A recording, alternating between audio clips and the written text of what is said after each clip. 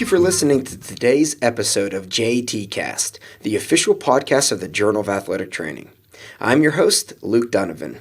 This month we will discuss 4 articles over 2 short episodes from the recent special issue of the Journal of Athletic Training that pertains to NCAA Epidemiology of Injuries. The first episode will provide a brief overview of the NCAA Injury Surveillance Program, as well as the epidemiology of injuries from NCAA men's football across 5 seasons. For the second episode, we will explore the 5-year epidemiology of injuries from NCAA women's soccer and women's cross country. As a reminder, the articles discussed today can be found on the JAT website, natajournals.org. And please remember that all content from JAT is open access to all readers thanks to the funding from the National Athletic Trainers Association.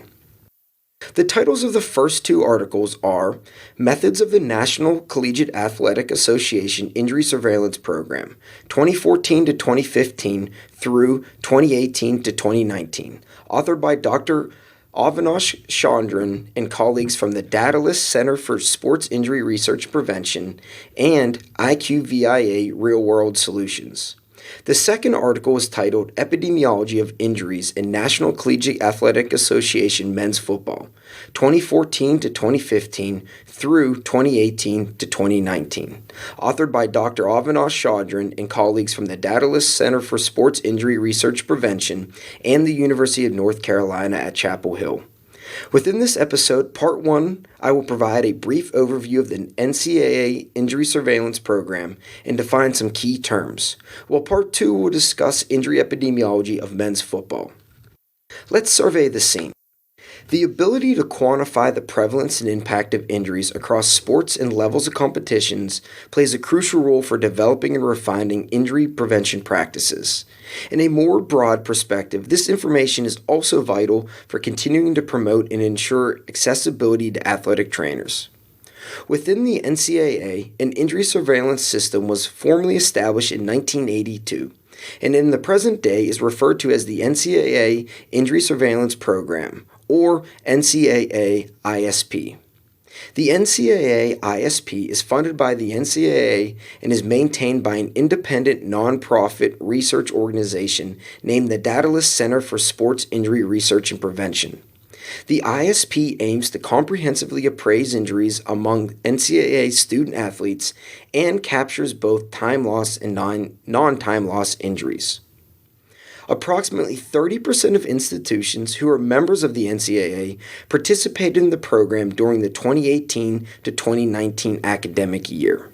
Injury data is acquired using the Common Data Element, which allows data to be pushed from numerous electronic medical record systems that athletic trainers use for their medical documentation.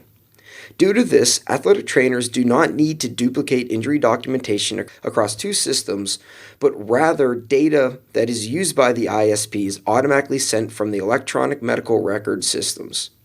Example items that are reported to the ISP are athlete exposures, which include the season, the event type such as competition versus practice, the number of athletes, and as well as information specific to injury or condition such as the injury site, the diagnosis, the amount of time loss, the activity, mechanism, playing surface, and environmental conditions.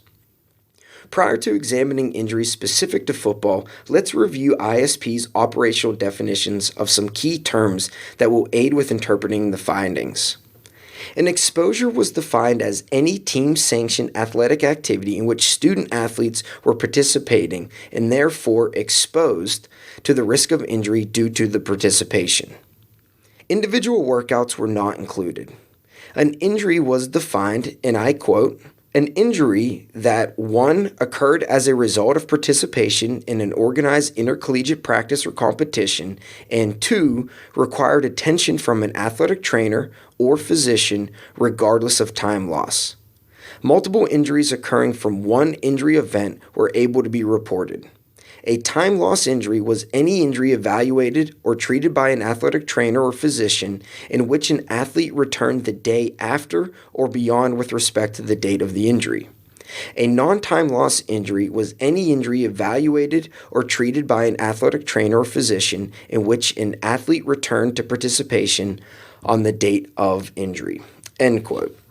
Now that I've provided a brief overview of the NCAA ISP, let's move into the second part of this episode and discuss injury epidemiology of NCAA football. During the 2018 to 2019 season, nearly 75,000 individuals participated, a value that has grown from previous years.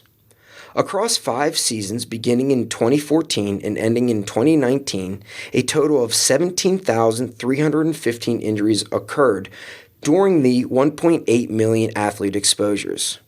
This equates to a rate of 9.31 injuries per athlete exposures. Given that rate, the national estimate of injuries is approximately 250,000 over the 5-year period. Injury rates were higher during competition than practices and were also higher when comparing Division I football to Divisions II and III. Furthermore, the rate of preseason injuries was higher than the rates of regular and postseason injuries. Around 41% of all reported injuries were time loss injuries, and approximately 38% were non-time loss injuries.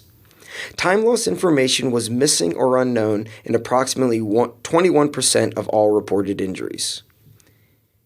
Knee injuries at a rate of 15.5, shoulder injuries at 13.5, ankle injuries at 12.5, and head or face injuries at 9.2% accounted for the largest proportions of all injuries reported during the study period.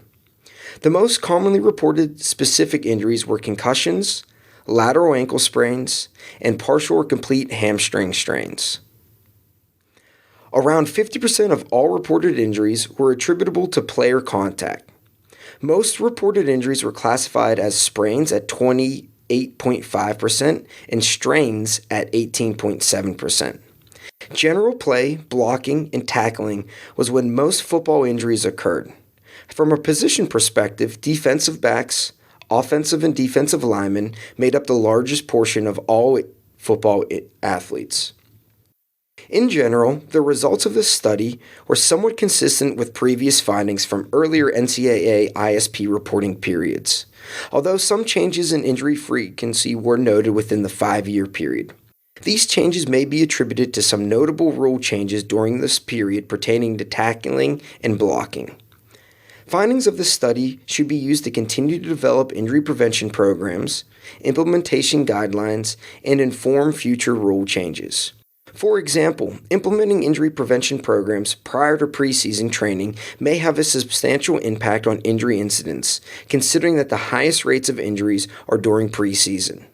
Going forward, it is important to continuously track injury incidents and to determine the efficacy of prevention programs and recent rule changes. Well, that's it for today's JATCast. Please remember to rate and subscribe to the podcast, which is available on iTunes, Google Play, Spotify, YouTube, and Stitcher. You can find out more information about upcoming podcasts and other JAT events on our Twitter, Facebook, and Instagram accounts at JAT_NATA. Thank you for listening and keep a lookout for our next episode of the month.